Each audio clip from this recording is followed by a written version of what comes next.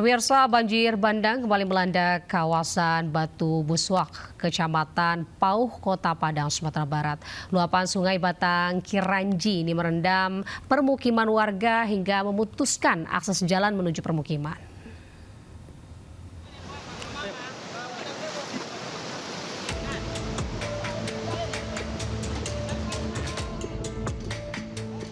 Sejumlah warga yang terjebak banjir dievakuasi petugas ke tempat yang lebih aman. Petugas berupaya menyelamatkan warga meski menerjang derasnya banjir. Banjir kembali melanda kawasan Batu Buswak, Kecamatan Pauh, Kota Padang. Tingginya intensitas hujan yang mengguyur Kota Padang Rabu dini hari hingga siang hari mengakibatkan aliran Sungai Batang Kiranji meluap hingga ke pemukiman di Batu Buswak, Kecamatan Pauh. Banjir juga memutus satu-satunya akses jalan menuju permukiman. Di sana, di sebelah sana, di seberang sana kita lihat ada warga yang butuh diungsikan karena jalan yang biasa ditempuh itu sudah putus. Nah, makanya yang di sebelah sana minta tolong dievakuasi. Dampak putusnya akses jalan membuat puluhan warga di kawasan tersebut terisolasi. Dari Padang, Sumatera Barat, Budi Sunandar, iNews melaporkan. Pemirsa, setelah lebih dari sepekan terisolir pasca banjir bandang, akses menuju Jorong Ladang Laweh di Nagari Batipuh, Baruah, Kabupaten Tanah Datar, Sumatera Barat, ini akhirnya bisa dilalui warga dengan jembatan darurat. Warga berharap pembangunan jembatan permanen dapat segera dilaksanakan karena jalur itu merupakan satu-satunya akses penghubung ke desa lain.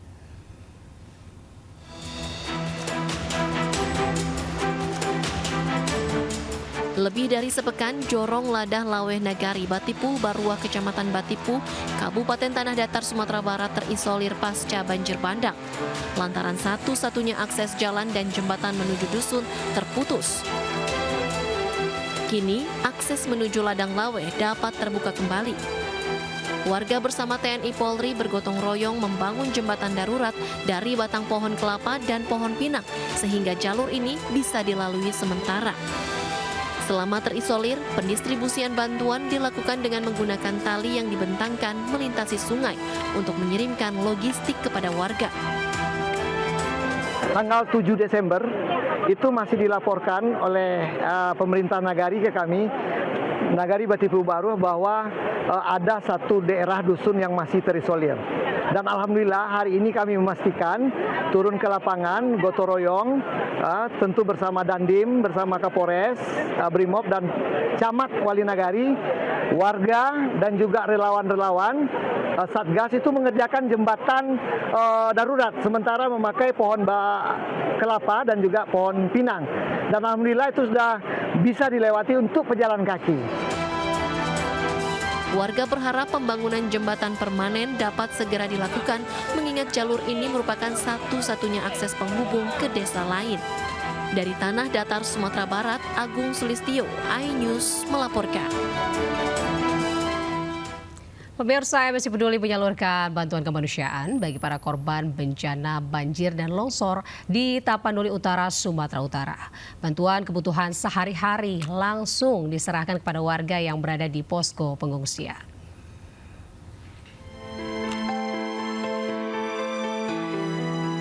Bantuan kemanusiaan terus disalurkan MNC Peduli kepada para korban banjir dan longsor di Sumatera. Kali ini bantuan berupa kebutuhan sehari-hari langsung diberikan MNC Peduli kepada para korban yang berada di sejumlah posko pengungsian di berbagai dusun yang terdampak di Desa Nauli Dolok yang berada di Kecamatan Adian Koting, Tapanuli Utara. Pada kesempatan ini tim MNC Peduli juga meninjau langsung sejumlah lokasi yang terdampak bencana banjir dan longsor di berbagai desa yang berada di Kecamatan Adian Koting. Ini langsung masuk menemui warga-warga sekaligus memberikan bantuan yang diberikan oleh masyarakat secara langsung kepada mereka, dan masih banyak memang yang harus diperhatikan untuk membantu saudara-saudara kita ini yang terdampak dari bencana ini. Desa kakak di mana ini sekarang? Dobusikam ya. Nah, ini berapa jam ini atau berapa kilo ini jarak tempuh? Kalau jamnya mungkin 3 jam lagi baru nyampe ke kampung. Mendapatkan sembako apa? Beras. Berasnya berapa banyak? 5 kilo. Baru? Sama minyak fortun 1 bungkus sama ikan. MNC Peduli berkomitmen menyalurkan bantuan dari masyarakat Indonesia kepada warga yang terdampak bencana Sumatera, khususnya saat ini di daerah Tapanuli Utara. Dari Kabupaten Tapanuli Utara, Sumatera Utara, Aris Fernando Manalu, iNews melaporkan. Pemirsa, Presiden Prabowo Subianto bertemu dengan Presiden Rusia Vladimir Putin. Pertemuan ini membahas isu strategis termasuk peningkatan kerjasama antara Indonesia dengan Rusia.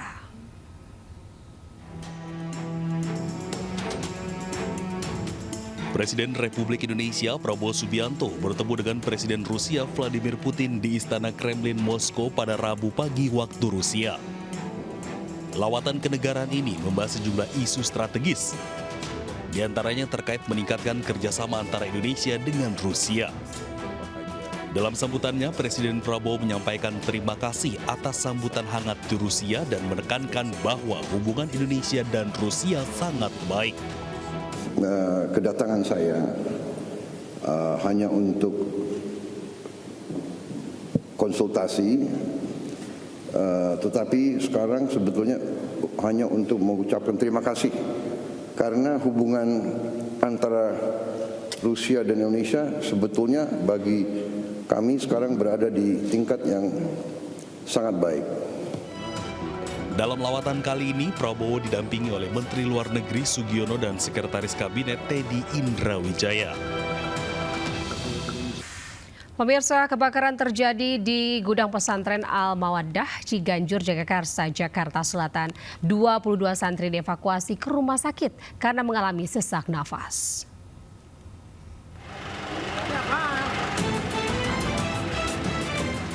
Asap pekat terus membumbung dari bangunan pesantren Al-Mawaddah, Jalan Sadaraya, Ciganjur di Jagakarsa, Jakarta Selatan.